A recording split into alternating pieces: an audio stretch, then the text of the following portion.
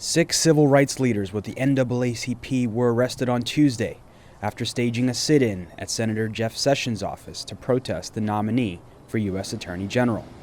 We thoughtfully broke the law so that we might have someone who will enforce all the laws as our chief law enforcement officer of the United States. Sessions is facing renewed criticism for his past racist comments and record on voting and civil rights.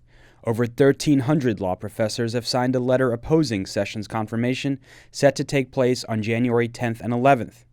And a former Justice Department colleague of Sessions, whose 1986 testimony played a pivotal role in prompting a Republican-controlled committee to block Sessions from becoming a federal judge, is speaking out again.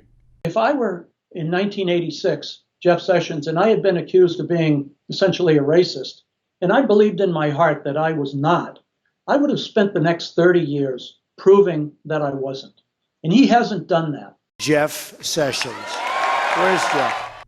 President-elect Donald Trump in November named Sessions to lead the Justice Department and FBI, and his history will again come under scrutiny from fellow senators during a confirmation process next week. Sessions had been nominated by Ronald Reagan for a federal judgeship in the 80s, but the Republican-controlled Judiciary Committee at the time took the highly unusual step of blocking his nomination, making him only the second nominee in 50 years to be denied confirmation. Here's a news report from the hearing. One of Mr. Reagan's nominees is in trouble in Washington, in trouble for saying that the NAACP is a pinko organization, and that a white civil rights attorney from his home state of Alabama is a disgrace to his race. That specific testimony was provided by Gerald Hebert, who worked with Jeff Sessions in the early 80s, when Sessions was the U.S. Attorney to Alabama and Hebert was a DOJ lawyer. Very conflicted at the time. I mean, I was a young lawyer in the Justice Department. I knew Jeff really well. I had been in that office down in Mobile where he was U.S. Attorney. Saw him, every day for months at a time when I was trying a big case there. We reached Hebert, who is currently director of the Voting Rights and Redistricting Program at the Campaign Legal Center. All of a sudden, one day, sitting in my office in the Justice Department, I got a phone call from my supervisor saying that a car was picking me up, that I was being taken up to the Senate, and I was to testify on the Sessions nomination. Hebert said he testified in front of Congress at Sessions' hearing, even though his job was threatened. Just before I testified, Senator Thurman's lawyer, who was head of the Judiciary Committee at the time in the Senate, along with the senator from Alabama, Jeremiah Denton, brought me into a kind of a cloakroom off the back and threatened me and said I better get out there and straighten out the Sessions nomination or I might find myself without a job when I got back to the Justice Department. I stand by my testimony in 1986. Jeff Sessions never really denied what I said. He stated at one point that he had a tendency to pop off or things like that, and he said he didn't know why he said it. He called the ACLU and the NAACP un-American. Commie pinko, I think, was another term I remember him using. Sessions is a throwback to a shameful era, which I know both black and white Americans thought was in our past. It's inconceivable to me that a person of this attitude is qualified to be a U.S. attorney, let alone a United States federal judge. And then, of course, there was the issue about a federal judge who reportedly had referred to a white civil rights lawyer in Mobile, a colleague of mine that I actually worked with, as a disgrace to his race because he was handling a civil rights case in his hometown. And Jeff Sessions had essentially agreed with that and said, well, maybe he is. And he didn't appear to be joking at the time. And I really left it up to Jeff to get up and testify and answer why he said those things.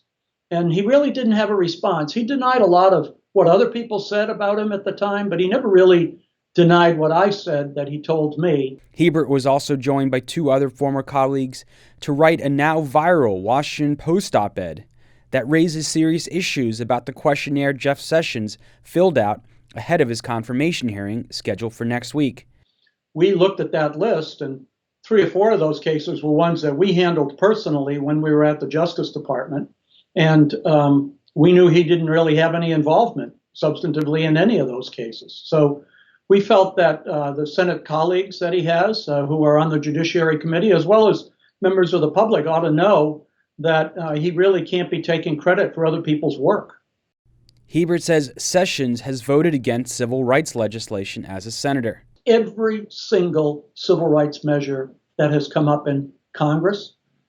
He voted against the Lilly Ledbetter Fair Pay Act for women.